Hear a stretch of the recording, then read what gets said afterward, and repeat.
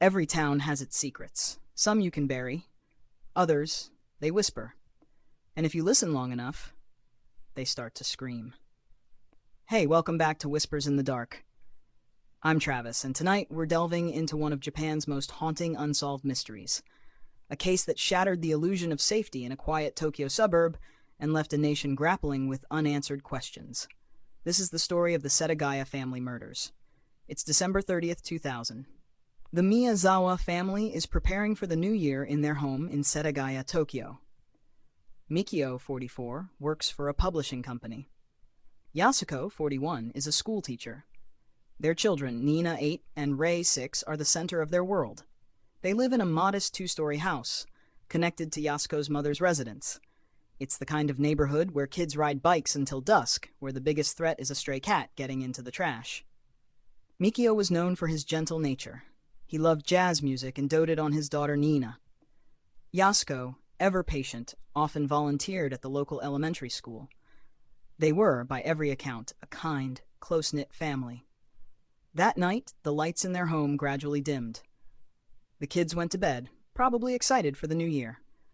Yasuko and Mikio likely had tea together, winding down after putting the children to sleep. Maybe they talked about their plans for 2001. A family trip, promotions, small hopes. At some point during the night, an intruder entered their home. The killer gained entry through a second-floor bathroom window, carefully cutting the screen to avoid detection.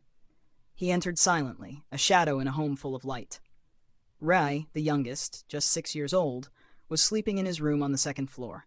The killer strangled him with his bare hands. There were no screams, no time to wake. The noise woke Mikio. He rushed up the stairs and came face to face with the killer. What followed was a brutal fight. Mikio was stabbed, repeatedly, with a sashimi knife, the blade so forcefully driven into his skull that it snapped.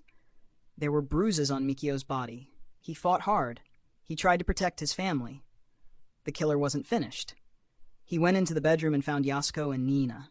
They had likely woken up to the sounds of struggle, maybe even Mikio's final moments. The killer used another knife from the family kitchen to stab them to death. There were signs of a desperate fight from Yasuko, but there was no escaping what was already in motion. This wasn't a burglary gone wrong. Nothing was stolen. Cash and valuables sat untouched. And then, it gets even more disturbing. Instead of leaving, the killer made himself at home. He opened the refrigerator, ate multiple servings of ice cream, drank barley tea, used the family's toilet, and didn't flush. He browsed the internet on the household computer, staying on the machine for almost 5 hours. He read websites, opened bookmarks. One was an amateur theater group Yasuko was fond of. He used the family's towels to wipe his bloody hands. He took off his own clothes, a rare brand, sold in limited numbers, and left them behind, soaked in blood. Then he changed into Mikio's clothes. He may have taken a nap on the living room sofa. Just laid down, in the middle of the slaughterhouse he created. Then at some point in the early morning hours of December 31st, he walked out the front door and vanished. When Yasuko's mother entered the house later that morning, the scene was nightmarish. Her daughter, son-in-law, and grandchildren lay lifeless. Their home, once filled with warmth, reeked of blood and horror. Police responded immediately, and they were stunned. This wasn't a cold, calculated hit. This was chaos. Yet somehow, meticulously personal. The evidence was overwhelming. They found the killer's DNA in multiple places. His blood mingled with Mikio's on the walls and floors. His fingerprints, clear and usable. The clothes he wore, left behind. His shoes, they traced them to a specific brand only sold in Korea. The killer's blood showed a rare genetic profile. Most likely a mixed heritage, East Asian on the father's side, Southern European on the mother's. Possibly Korean-Japanese, possibly a foreign national. They even found sand in the bag he left behind. Sand traced back to an American military base in Japan. Over 246,000 investigators worked the case over the years. They took DNA from more than 12,000 people. They followed leads across the country. They worked tirelessly, and yet no one was ever arrested. Not one single match. So what did the police believe? Well, they had theories, plenty of them. Some investigators believed the killer may have been someone Mikio had angered at work. He was known to speak up against unethical practices. Maybe he pushed too hard, said too much, and someone wanted to send a message. Others looked to the neighborhood. Sategaya was in the middle of redevelopment at the time.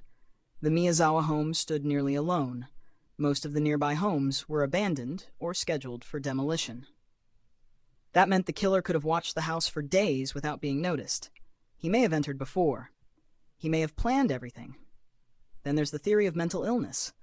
The killer left behind signs of erratic behavior: eating, resting, leaving items behind. His actions didn't follow any typical criminal pattern. Maybe this was someone with a psychotic break, someone who didn't even understand what he had done. And of course, there's the theory of a foreign national, someone connected to the U.S. military base. The sand in the bag, identical to sand found near Yokota Air Base. The shoes, a model rarely sold in Japan, mostly in Korea. The DNA, suggesting mixed ancestry. Could the killer have flown out the same morning? Disappeared into another country entirely? Every lead, every theory, ended the same way: nowhere. In the years that followed, something did change. In 2010, Japan abolished the statute of limitations for murder. That change was directly influenced by public outrage over the Setagaya murders. People demanded that justice, no matter how long it took, be possible.